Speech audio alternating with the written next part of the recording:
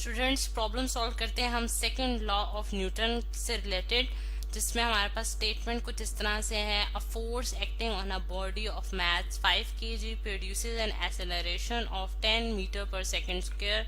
What acceleration the same force will produce in a body of mass 8 kg।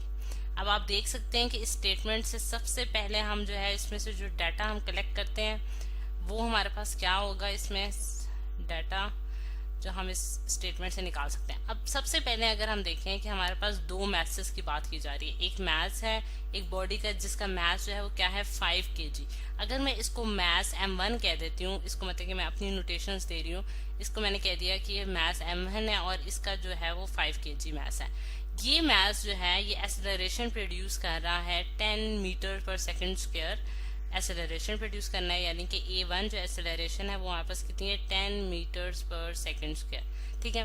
और इस पे जो force लगी थी वो F फोर्स थी। फॉर एग्जांपल मैं कहती हूँ F1 फोर्स जो है वो इस पे हमने एक्ट किया, ठीक है। अच्छा, जो कि हमें नहीं मालूम, ठीक है। What acceleration the same force will produce in a body of mass 8 kg।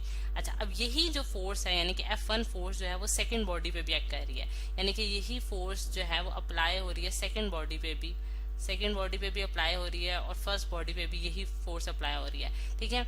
तो आप देख सकते हैं कि वो क्या जब यही फोर्स जो है सेम फोर्स, यानी कि उसने सेम फोर्स का क्या मतलब है कि वही फोर्स जो पहली वाली बॉडी पे अप्लाई हुई थी वही फोर्स जो है वो सेकंड बॉडी पे अप्लाई होगी, जिसका मैस कितना है स्टूडेंट्स, यानी कि M2 मैस कितना है 8 kg का मैस है। और अगर यही फोर्स 8 kg के मैस पे अप्लाई हो तो आपने ये बताना है कि हमारे पास सेकंड बॉडी पे कितनी एक्सेलरेशन प्रोड्यूस होगी, यानी कि A2 एक्सेलरेशन हमारे पास कितनी होगी। अगर F1 फोर्स जो है वो M2 मैस पे लगती है तो हमारे पास कितनी एक्सेलरेशन प्रोड्यूस हो सकती है। तो ये है स्टूडेंट हमारे पास एक कंप्लीट डाटा जो कि हमने इस स्टेटमेंट से निकाला है। अब इसके सोल्यूशन की तरफ आते हैं।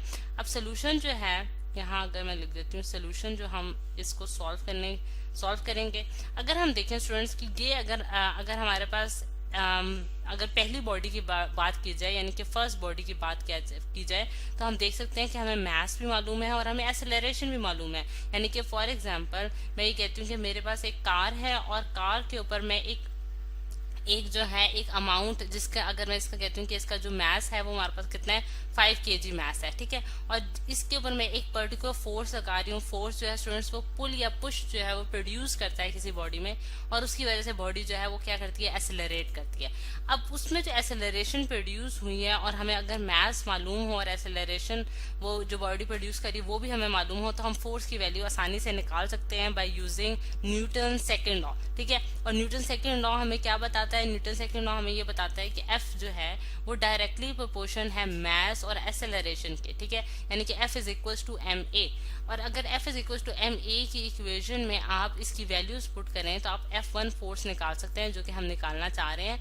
तो F1 जो है वो फोर्स हमारे पास M1 A1 के बराबर होगी। तो F1 जो है वो हमारे पास M1 हमारे पास कितना है स्टूडेंट्स 5 है और मल्टीप्लाई करूंगी मुझसे एक्सेलरेशन के साथ 10 मीटर पर सेकंड स्क्वायर की वो एक्सेलरेशन प्रोड्यूस कर रहा है। अब आप देख सकते हैं कि यहाँ हमारे पास जो यूनिट्स हैं वो दोनों यूनिट्स जो हैं वो ऐसा यूनिट्स हैं, यानी कि kg जो है वो हमारे पास मैस का ऐसा यूनिट आ जाता है और मीटर पर सेकंड स्क्वायर भी हमारे पास ऐसा यूनिट है एक्सेलरेशन का।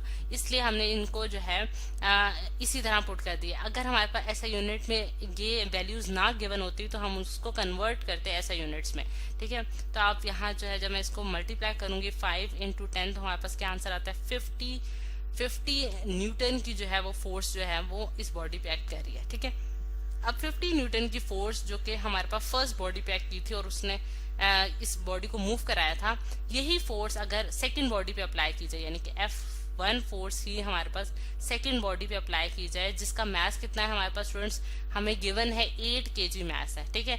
ये आप इस तरह से कह सकते हैं कि हमारे पास जो फर्स्ट बॉडी है वो हमारे पास एक कार है, ठीक है, और ये हमारे पास फर्स्ट बॉडी है और सेकंड बॉडी जो है वो हमारे पास एक ट्रक है, ठीक है। एक हमारे पास ट्रक है जो कि हमारे पास as a second body act कर रहा है, ठीक है। ये हमारे पास बॉडी 2 है और सेम फोर्स जो है वो हम इस पे लगा रहे हैं। 8 kg का इसका ट्रक का मैस है और इसका जो मैस है वो हमारे पास 5 kg है, ठीक है, ये जैसे एग्जांपल के तौर पे मैं आपको समझाना चाह रही हूँ। ठीक है, अब अगर F1 फोर्स ही सेकंड बॉडी पे लगता है तो वहाँ पर एक्सेलरेशन कितनी प्रोड्यूस होगी, यानी कि अब अगर मैं यहाँ इसकी कैलकुलेशंस देखूँ तो मैं F1 is equals to m2a2 करूंगी, यानी कि वही फोर्स हम लोग सेकंड बॉडी पे भी अप्लाई करें।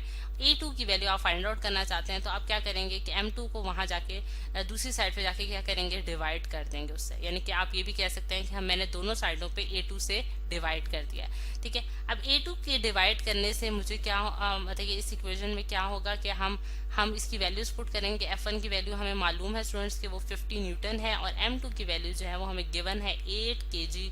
और इसको जब मैं 50 को डिवाइड करती हूँ स्टूडेंट्स 8 के साथ, तो मेरे पास क्या आंसर आता है, ये अगर आप कैलकुलेटर की मदद से देखें तो हमारे पास कितना आता है 6.25 मीटर्स पर second square. 6.25 metre per second square की एक्सेलरेशन प्रोड्यूस हो रही है स्टूडेंट्स सेकंड बॉडी पे, अगर वो सेम फोर्स उसके ऊपर अप्लाई की जाए।